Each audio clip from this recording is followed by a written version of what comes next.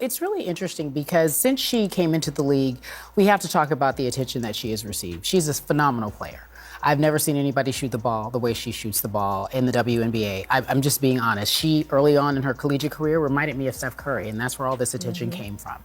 But before she entered a league that started in 1997, Indiana Fever player Caitlin Clark's WNBA offseason hasn't been quiet lately.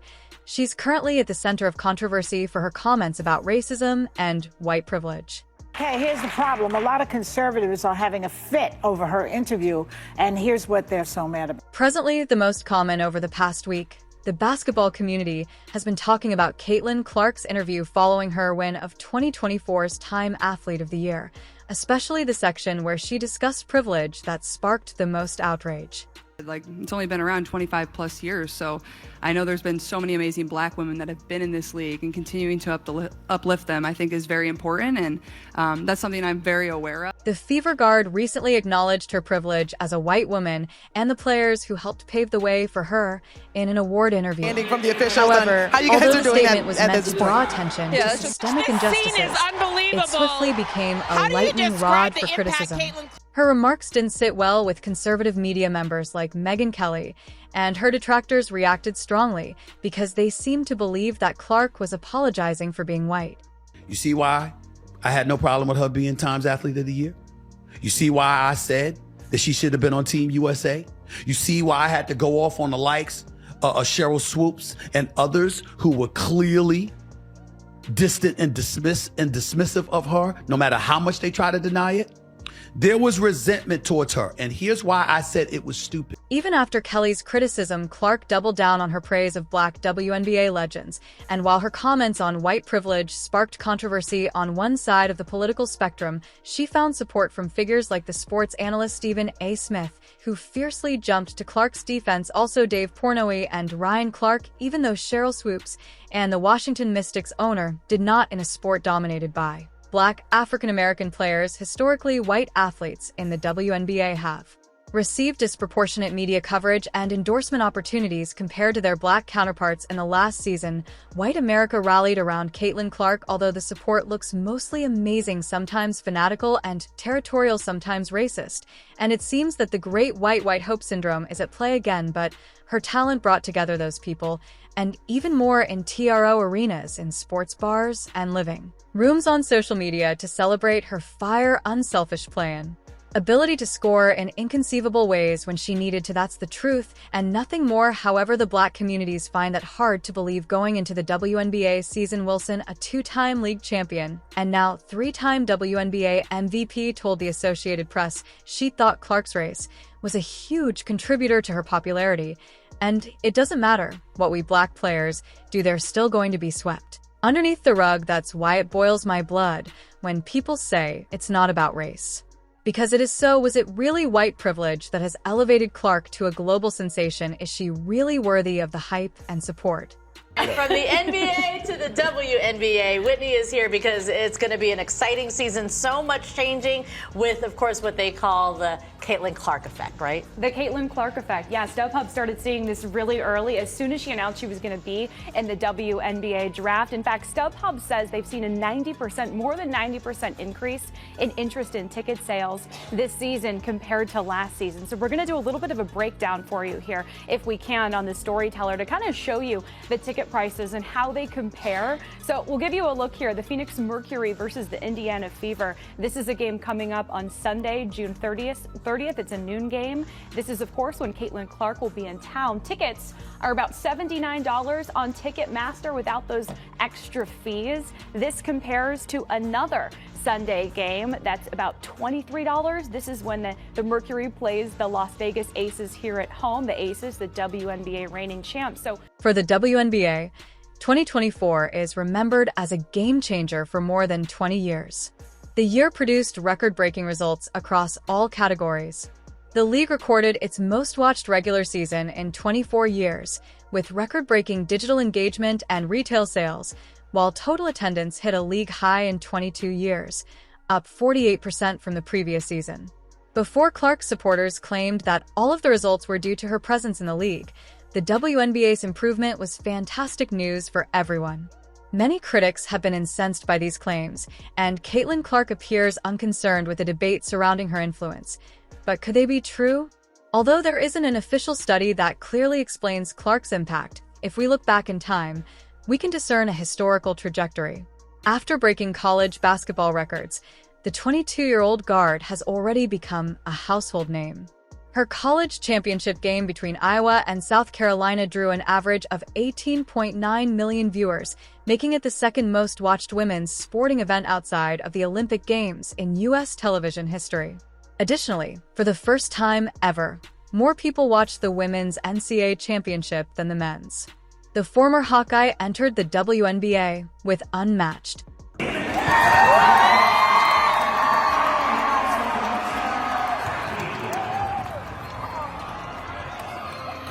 With the first pick in the 2024 WNBA draft, the Indiana Fever select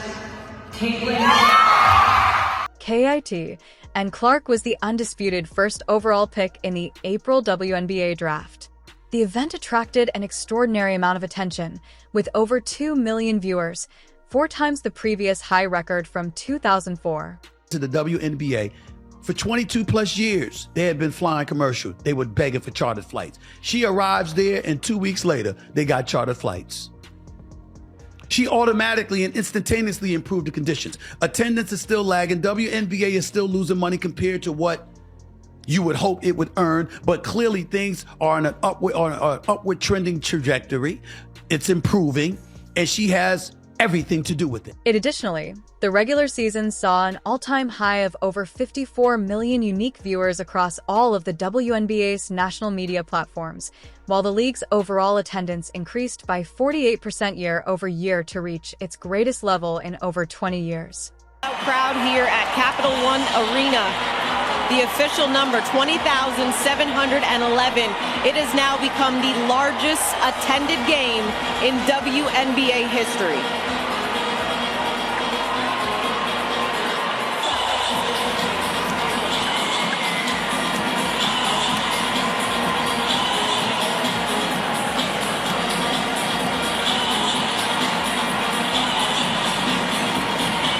The Washington Mystics Fever regular season finale broke the WNBA record for home attendance by a single franchise and set a new record for WNBA single-game attendance of 20,711. To accommodate the throngs of fans, many of whom were wearing Clark's No. 22 jersey, the Fever's games were transferred to NBA and NNL arenas in Las Vegas, Atlanta, and Washington, D.C. From the free throw line, 10 of 11. That is not characteristic of them. Clark knocks down a three. That time LSU switching out on the on-ball screen, which we hadn't seen in the first half, and it didn't matter. She signed a reported $28 million endorsement deal with Nike, the largest ever for a women's basketball player, and set new all-time WNBA records for most assists in a season and most assists in a single game. Her skill is still captivating as a professional. She also set a rookie record for the most three-pointers made this season. WNBA draft, games on ABC, ESPN, television ratings. She's directly responsible. And people were resenting her for it, like she was the cause of the problems that they had for the lack of recognition.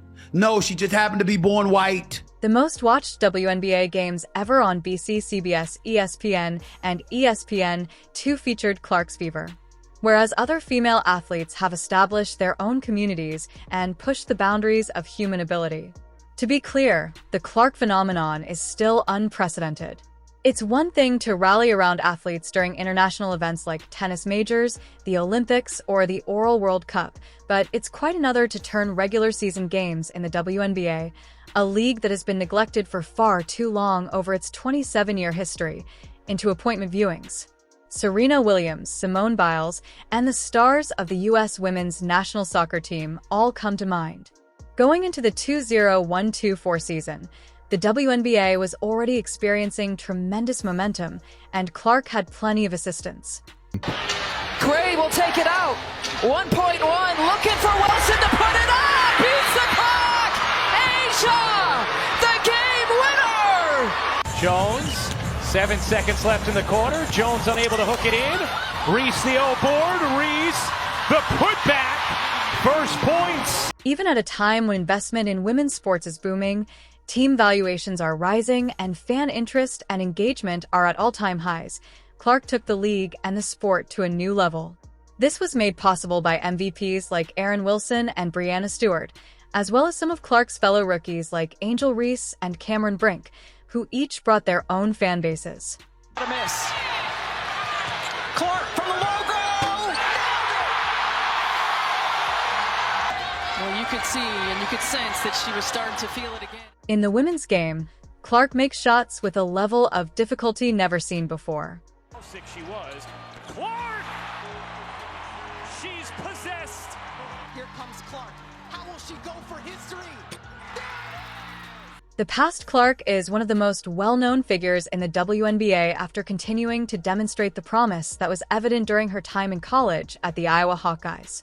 Last season, Clark averaged 19.2 points, 5.7 rebounds, and 8.4 assists per game, helping Indiana advance to the first round of the postseason. She also broke several WNBA rookie records and earned All-Star honors in her debut campaign alongside longtime college rival and fellow rookie Angel Reese. Her signature 30-foot launches from near half court on team logos across America are like home run balls hanging high in the air. Clark is having a great offseason, and we'll find out in April of next year which rookies will join her in the 2025 WNBA draft. These numbers were definitely influenced by Clark's star power, as she has been able to captivate and convert many people who have never watched women's sports, much less women's basketball, into fans. However, when asked to sum up her year in one word, Clark chooses historic Clark, which immediately makes it apparent that she is courteous and well-mannered. Not only is he grounded, but he also lacks any false humility. The recent controversy highlights a paradox that the Indiana superstar's contributions to the NBA's growth are undeniable, yet her presence serves as a mirror reflecting the league's ongoing struggles with equity and representation. Caitlin Clark hasn't spoken against anyone, and if anything, she's trying to help others by denying them the privileges they deserve.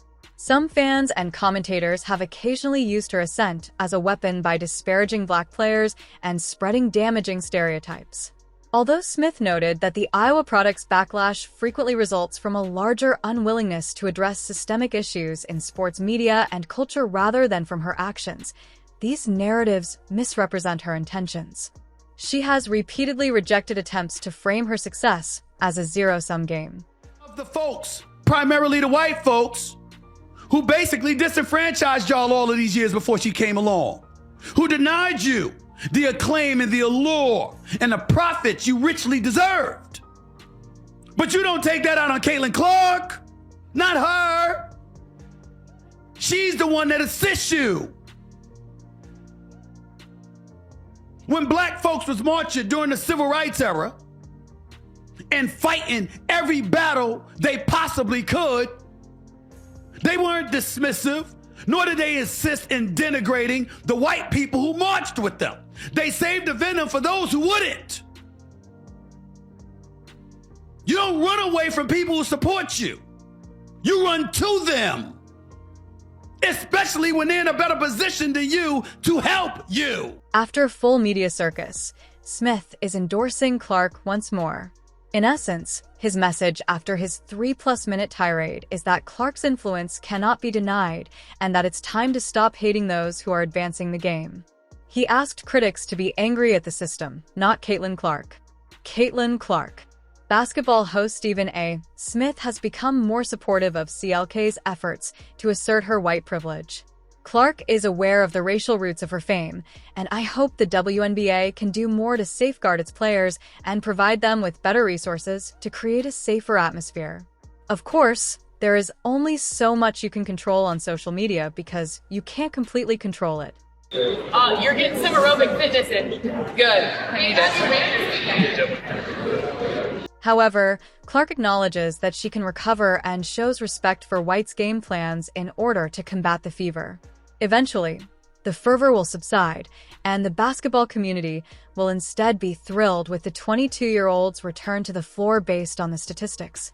You're a better judge of her abilities and capabilities, or whether white privilege made her a worldwide celebrity. Leave a comment below with your ideas, and click the link that appears on your screen to learn more. Don't forget to subscribe to our channel, and we'll see you in the next video.